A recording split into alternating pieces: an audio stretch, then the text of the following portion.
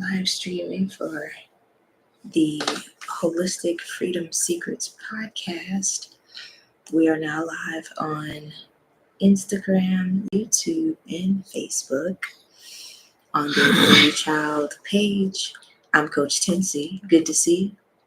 It's great to see you. I'm Coach Soul. It's We- also great to see you We for are myself. Ufulu Child.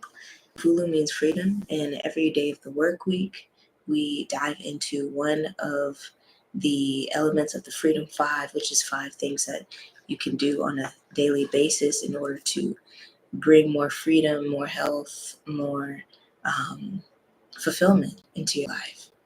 And And once again, I forgot to put the link in the description, but get yourself a copy of Culture Control, Why the Love of Money is Objectively the Root of All Evil. Sorry for not putting the link in the description. I suck. But no. It's okay. It's really easy to find. It's the link in our Instagram bio. It's the link in our Facebook about. And if you look us up on Google or Bing or Brave or DuckDuckGo, you look up Ufulu Child, you'll be able to get to that link, lickety split. It's our link tree. If you don't know what a link tree is, don't worry about it. It's usually found in Instagram and TikTok land. But yeah, our link tree holds the key to the book, Culture Control. We have a really cool topic today, and that is all about identity. So, we know how, finding out who you are in terms of your, who you present yourself to be in the world, what resonates with your spirit is important, especially the truth of who you are on in a personality level, like finding out more about you is important, and then shaping your life around that is great. However, sometimes it can go to an extreme, and the extreme of the getting so wrapped up into your roles and how you, what you identify as being in the world, can get in the way of you connecting with yourself, you connecting with others in meaningful ways that actually, when you're at your lowest point, it pulls you out the mud. And when you're, at your highest, it provides an anchor so you don't go flying off like a kite, So this is very good way to put that. Right. So this is what we want to talk about. What inspired you for this topic? Because to think of. Well, it's election season, and the pick your puppet race has reignited a lot of the problems that come with the way that we operate in terms of identity, more strongly than ever, you could say. As a millennial, one of the first, basically the first generation to grow up from childhood with the technological advancements happening in front of our faces. We both get it, we understand it, and we remember a time before it even was like this when it comes to identity and identifying ideologies versus identifying with principles or pure self-discovery. There's a difference between identifying with like a time in your, like, let's say, I'm identifying as someone who right now doesn't have all the answers, and I'm discovering what those answers are about myself. And I'm identifying with this group of people to discover myself. Like, there's a huge difference in those two things. Mm-hmm. And one of them comes from what Mark Passio would call slave think. I'm going to submit my very sense of self to ideas coming from these other people in order to discover myself. is coming from a place of I want to not take full responsibility for, you could say, a very common human mission to leave the world in a better state than it was before I um, got here by very intentional, deep introspection and um, almost like killing the ego. And instead, I'm going to bolster my ego. I'm going to strengthen my ego and my egoic identity with these groups of people or this one group of people, and suddenly have a problem with other groups of people Mm. because of that. And so there's a bit of a double a double whammy when it comes to falling into this trap. And one of them is that it will feel like at first you are creating more opportunities for yourself to establish and expand community. Yeah. Because you TikTok, yeah. belong now. You belong to a group now. And especially because in high school, I took on a persona like a chameleon. Like, around different people, I would change how I would speak. Like, like I would have a little way of speaking with my ghetto friends. I would turn ghetto all of a sudden. And around my preppy friends, I would turn preppy, and I would just kind of like assimilate. And after a short while, I realized how I was feeling like I was depleting my own spirit because I wasn't letting the true expression that I felt like I held within me shine. I wasn't letting it be expressed to others. So no one really knew me. No one really knew what I valued on a deep level. No one really knew what I stood for. No one really knew what I, you know, was about beyond, okay, here's my favorite song right now. My favorite color is this. And, these more superficial things. But something in me was like really wanting a deeper connection to where, something goes down and I can rely on people. They they can help me pick up the pieces, and they're not going to bring me down. They're not just going to enable me just because I'm part of their group. They're not going to enable me in doing these behaviors that are detrimental to me and them. I wanted that sort of community that would hold me accountable for self ownership. And I didn't find that because that's not what I was putting out into the world. Right. Right. And there's a tendency to, as I alluded to earlier, push people that do not fit into your ideological identity away from you. For instance, I was recently at an open mic event, doing, some poetry and some performance. And during the intermission, there's like a 10-minute break in between the show. I went into a nearby coffee shop. It was actually in the same building, just in a different room, in a coffee shop. And we're in Austin, Texas. So depending on the coffee shop that you go to, most of the patrons in said coffee shop and most of the workers, if they're like 16, 17, 18 years old, will probably be identifying with the queer people, the whether it's the rainbow or the acronym, probably identifying with that, right? Rainbow being, I guess, representative of the big umbrella that you just something in there, and then the acronym being like you're one of the specific things, and that's whatever. And And that's fine. However, I don't have no problem with it. And when I went in there and sat down and greeted people, and I was trying to figure out if I was going to order chai or something else.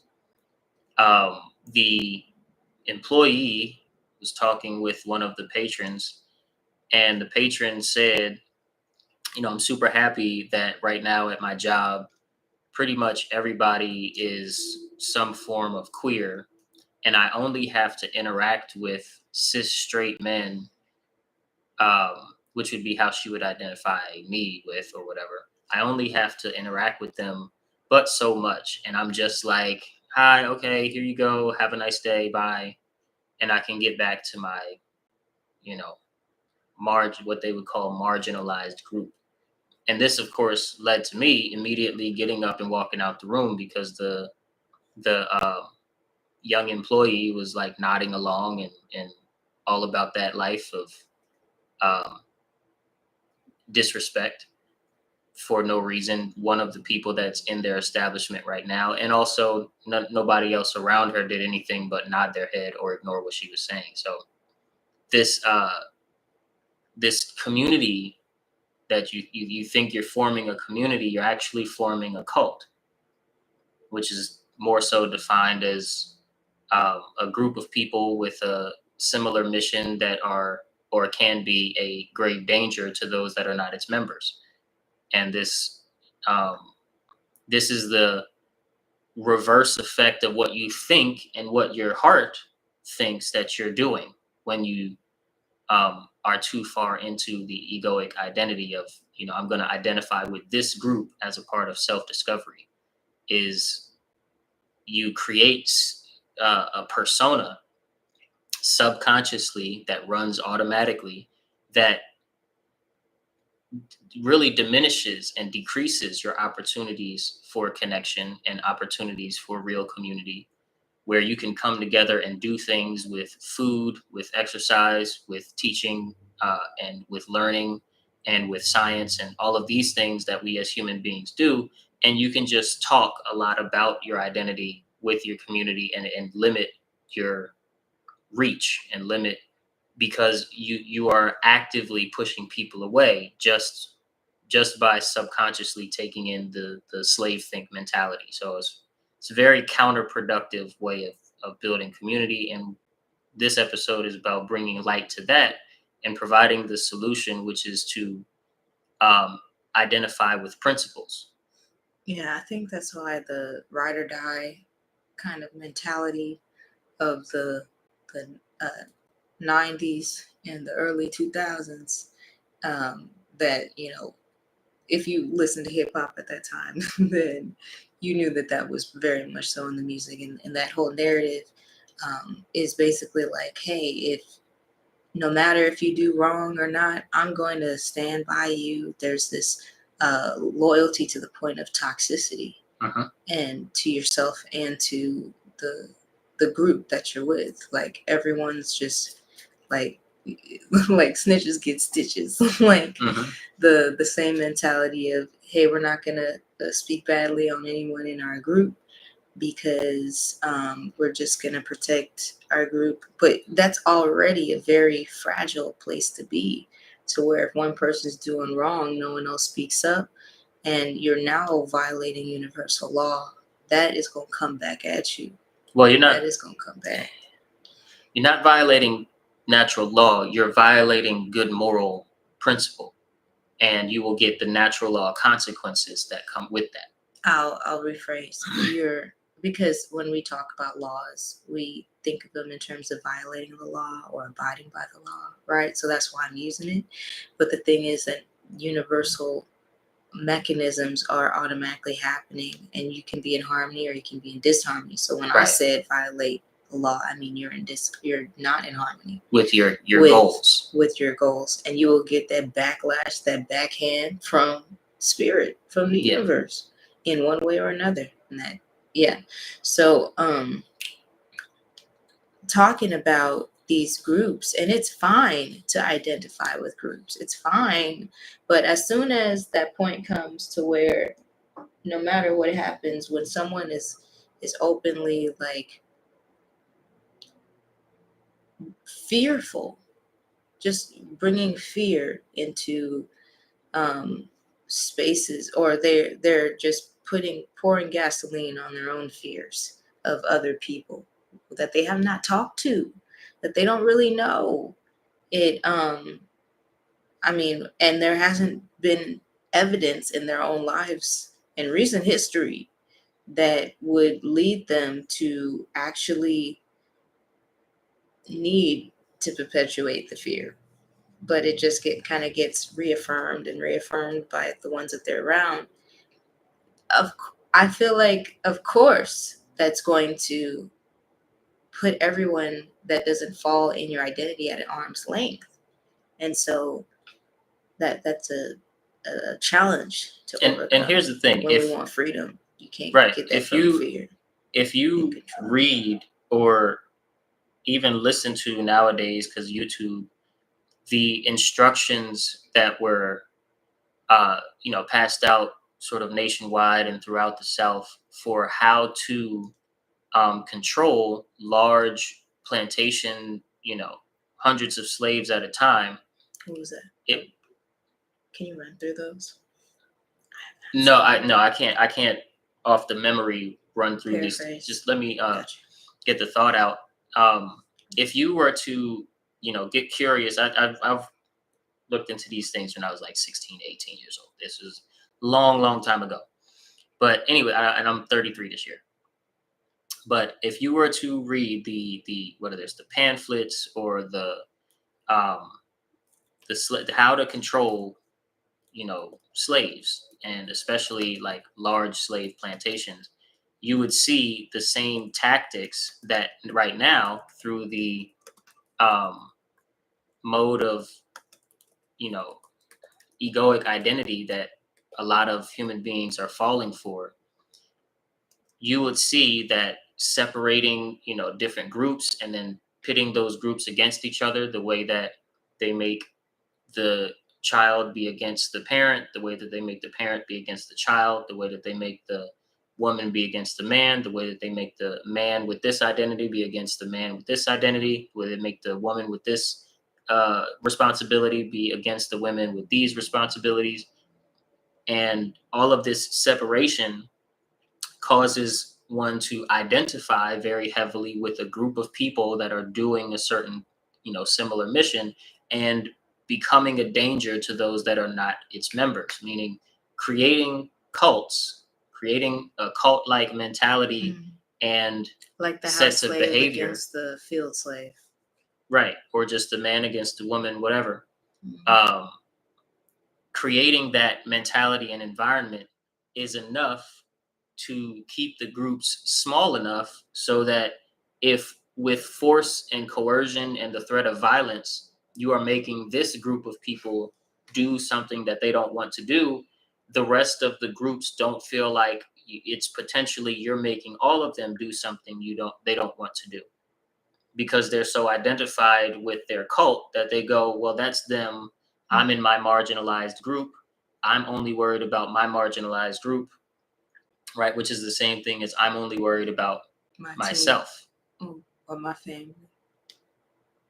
So that's sort of a parallel, like with actual cotton picking slavery tactics. In order to keep people under control and keep your boot very comfortably on their face and on their neck, you have to make them identify with marginalized groups. And this is what we're teaching our own children and teaching ourselves to do nowadays. And so they don't have to teach us to do it anymore. Wow. Yeah.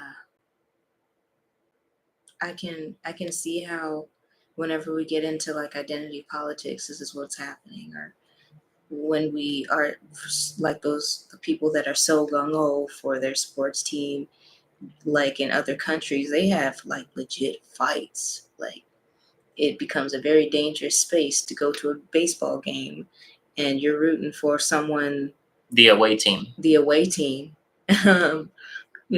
So there's just all of these examples and instances, or even like you go to a certain neighborhood in the inner city and you don't live in that neighborhood and you're treated as the outsider, and it's very much so a that same mentality gets perpetuated. And yeah, wow. So we're gonna need to go ahead and close out the episode. But I feel like this might be a good space to, read something from your book, because it is culture control after all, and that's basically what we've been talking about. It's open to a random Book page. club. No society that embraces moral relativism can ever be free. Moral relativism is defined as the ideology that there is no objective difference between right behavior and wrong behavior. So human beings can arbitrarily create or decide what right and wrong are for themselves based on their own whims and preferences. In other words, that which human beings consider right for themselves is what's morally right. That which human beings consider what's wrong for themselves is what's morally wrong. This is not true. Morality is objective and embedded into the universe when it comes to behavior. So, no society that embraces moral relativism can ever be free. This is because a right can never magically become a wrong, and a wrong can never magically become a right, regardless of how human beings feel about the action. If society is okay with Black people being treated as cattle, natural law isn't going to bend to the whim of the society. The consequences for committing immoral acts will befall the society no matter how widespread the acceptance of wrong behaviors becomes. If society says it's okay to throw someone in a cage for speeding when no one was injured or traumatized, natural law isn't going to bend to that whim either. If an action is morally wrong today, it has always been and will always be morally wrong. And that just speaks to the nature of natural law itself, of how these consequences befall a society. The more morally sound a society behaves, the more freedom the society will experience. The less morally aligned with good a society behaves, the more slavery will befall that society as a natural law consequence of the aggregate, meaning the largest percentages of the group will experience. And so, as freedom, as morality, like aligned with good morality increases, freedom increases. As uh, bad behavior increases, slavery increases. And this is just the law of freedom. And so, yeah, get yourself a copy of Culture Control by me, Soul Expression. Baka baka bam bam bam. Soul Expression. There we go. Boom. Culture Control. And we'll see you guys tomorrow for Cleanse Day. Wednesday. Yes. So take good care, loves. See you soon.